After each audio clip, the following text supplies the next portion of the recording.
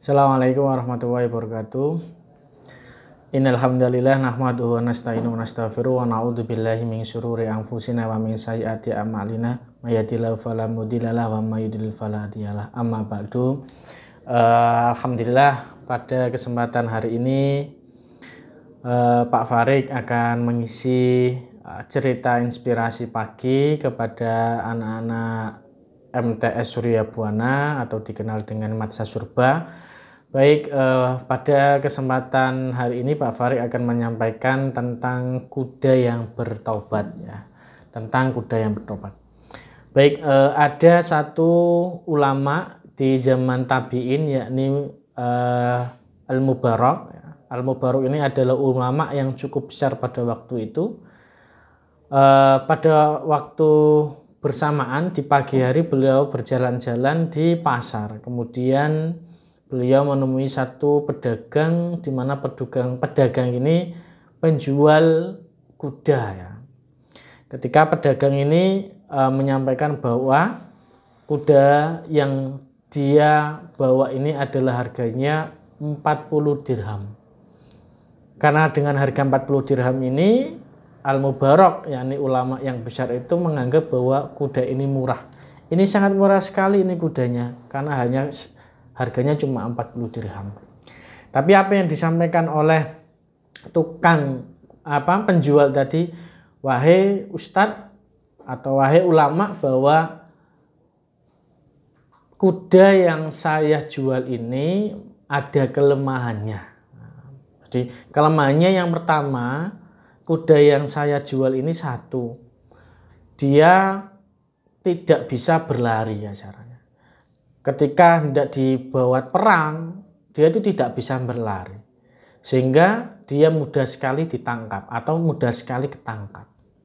Yang kedua, dia itu banyak omong ketika dia disuruh diam. Nah, maka ini adalah kelemahan.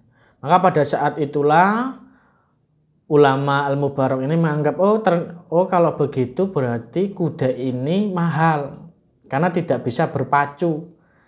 Nah, ini yang disampaikan oleh Al-Mubarak, sehingga singkat cerita Al-Mubarak ini meninggalkan tempat itu. Suatu hari ternyata Al-Mubarak ini tahu atau melihat dengan kepalanya sendiri bahwa kuda yang hendak dibeli Al-Mubarak ini ternyata dikendarai ya oleh santrinya, sehingga ulama besar Al-Mubarak ini cukup kaget. Loh, kuda yang kemarin mau saya beli itu ada beberapa kelemahan, ternyata hari ini saya lihat ditunggangi oleh santri saya, dan santri saya ini menunggangi pada saat peperangan. Jadi kuda ini diikutkan dia atau dia mengendarai kuda ini pada saat peperangan. Loh, padahal kemarin ada kelemahan. Maka setelah peperangan itu Al-Mubarak mendatangi santri itu dan memanggilnya. Dipanggillah santri itu, wahai si fulan, kamu kemarin kok tadi pagi saya lihat kamu itu mengendarai kuda ini. Kuda ini kemarin itu mau saya beli. Lah ternyata ada kelemahannya, dia tidak bisa dipacu ya, sehingga dia itu cepat ketangkap.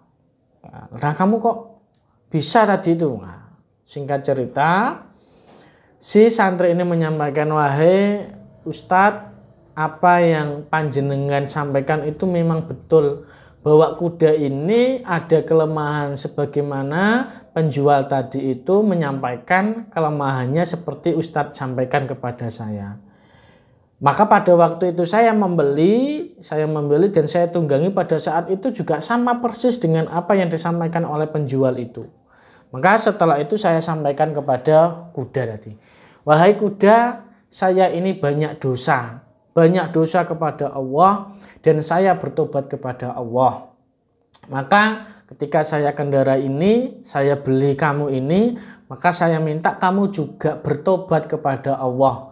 Dan saya berjanji, saya tidak akan mengajak kamu dalam hal kemaksiatan. Maka pada waktu itu kuda ini menggelengkan kepala sebanyak 3 kali, dan pada waktu itu ternyata kemalasan yang sesuai dengan apa yang disampaikan oleh penjual itu sudah tidak ada, dan semangatnya luar biasa sehingga kuda ini diajak oleh pembelinya tadi, yakni santri tadi, untuk berperang. Nah, ternyata di dalam proses itu ternyata kuda ini tidak bisa dipacu ya, ketika disuruh diam sering banyak bicaranya, kasarannya seperti itu. Ternyata si penjual yang dulunya itu adalah seorang kafir yang dolim ya.